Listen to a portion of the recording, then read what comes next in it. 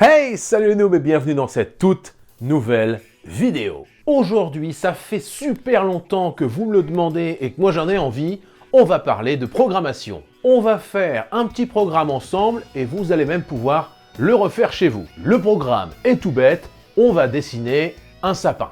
Non, on va pas faire un sapin comme derrière moi, on va faire un sapin en 2D. Calmez-vous, enfin je veux dire, j'ai pas le niveau pour refaire ça en 3D non plus. On va faire un truc qui va ressembler à ça. Mais je vous l'accorde, la magie est un peu moins là, mais on s'en fout, c'est nous qui l'aurons fait. Pour ce premier tuto court, entre guillemets, on va parler d'algorithmes, on va parler de langage de programmation, et ensuite, en toute fin de vidéo, on va créer le programme ensemble. Sans plus attendre, on parle d'algorithmes.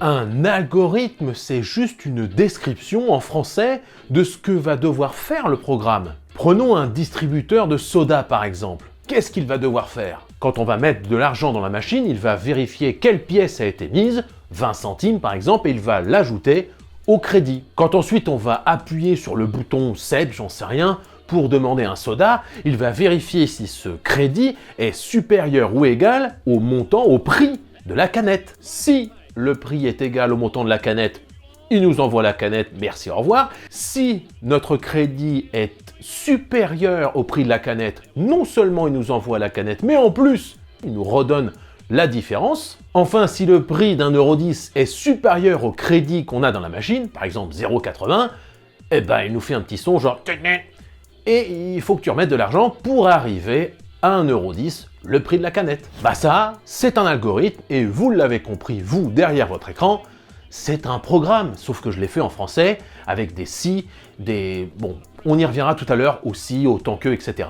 Voilà, vous êtes développeur, entre guillemets.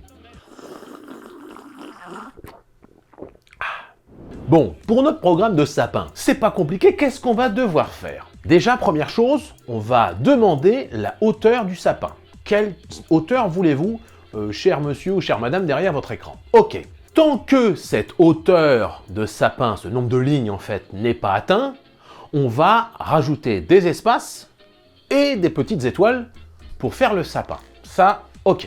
Une fois qu'on a fini et qu'on a la bonne hauteur, on ajoute des petits pieds au sapin, enfin voilà, une espèce de tronc, et c'est gagné. Voilà, le programme est assez simple. Mais si on complexifie un petit peu, de combien d'espace on va avoir besoin à la ligne 1, de combien d'espace on va avoir besoin à la ligne 2, 3, 4, etc. Et combien on va devoir mettre d'étoiles? Ah là, faut que je réfléchisse. En fait, pour développer, je me sers souvent d'un bloc-notes tout bête, et j'écris ce que je sais et ce que ça doit faire. Ça marche aussi avec un bout de papier, hein. On imagine que l'utilisateur veut 5 lignes, par exemple, ça doit afficher quelque chose comme ça, comme je vous fais voir à l'écran. Je vous ai noté les choses que l'on sait, en calculant à la main les espaces et les étoiles. La ligne 1, j'ai remplacé les espaces par les tirets pour que ce soit plus facile à lire, on a bien 9 espaces et une étoile. La ligne 2, on a 8 espaces et 3 étoiles, etc., etc. Ce qu'on va devoir faire dans le programme, c'est traduire ce programme en y ajoutant une variable, une donnée qui va varier, d'où le nom de variable, au fur et à mesure du programme. Comme ça, vous allez voir que tout le programme devient un peu automatique, et là, on aura gagné. J'ai écrit quelque chose comme ça. À la ligne 1, au lieu d'avoir marqué 9 espaces, on pourrait dire que c'est le nombre que l'utilisateur a choisi, 5, que l'on va multiplier par 2, ça fait 10, et on retire 1. 10 moins 1, ça fait 9. Pour les étoiles, c'est la ligne actuelle, la première ligne c'est la ligne 1, que l'on multiplie par 2, une fois 2 ça fait 2, et on retire 1, ça fait 1. Il n'y a qu'une étoile à la première ligne.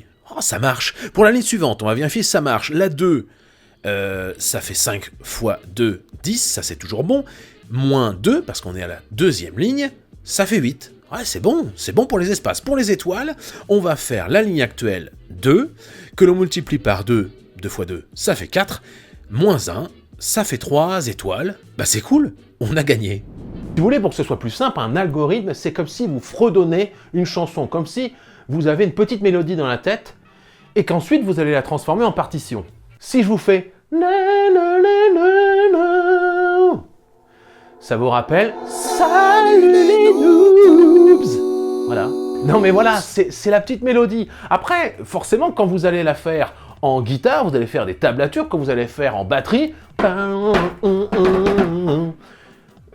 Vous allez faire une autre partition. En gros, l'algorithme, c'est comme une mélodie que vous auriez dans la tête, et pour la traduire en partition, eh bien, il va falloir choisir un langage de programmation, tout simplement. Allez, on parle de langage de programmation, et moi, je vous retrouve sur l'autre caméra.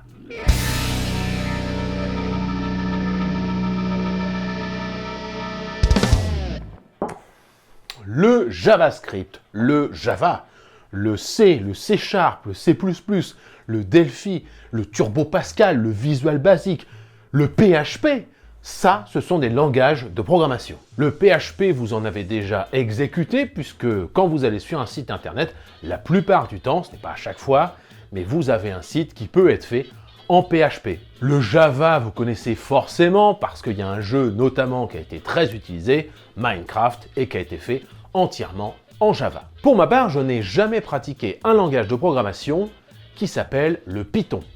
Oui, comme le serpent. En fait, je m'en fous de pas savoir comment on développe en Python, puisque je m'en fiche.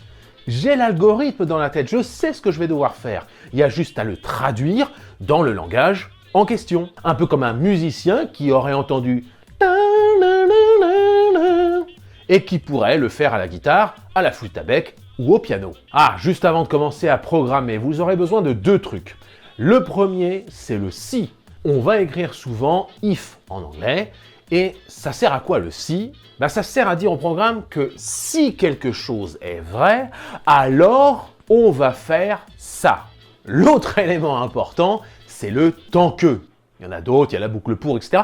Mais on s'en fout, on va parler de cette boucle tant que. En anglais, on la traduit souvent par while. Oui, while, tant que, enfin voilà. On va dire au programme que tant qu'une chose est vraie, alors on va faire quelque chose dans le programme. Par exemple, tant que le nombre de lignes de mon sapin n'est pas au moins égal au nombre de lignes demandées au tout début du programme, on va continuer à afficher des lignes. Allez, désormais, j'ai envie de commencer à programmer, j'en peux plus, je suis en PLS. Deux choses vont vous aider. Un, Google ou un moteur de recherche de votre choix, parce que vraiment, il y a tout ce qu'il faut sur Internet. Du moment qu'on sait chercher, vous tapez Python, comment faire un si ou un tant que, ou voilà, vous trouverez en 2 secondes et demie. Deuxième chose qui va vous aider, eh bien, ce sont les messages d'erreur. Lisez-les quand vous allez créer votre programme, vous allez bugger, ça va faire des bugs, ça va vous dire qu'il y a un problème.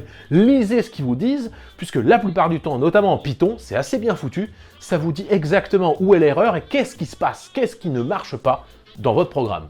À la rigueur 3, vous pouvez poser la question en commentaire de cette vidéo ou aller directement sur mon Discord qui est en description de cette vidéo et je tenterai de vous aider comme je le peux. On commence la programmation, c'est parti, petite transition, on se retrouve sur mon PC.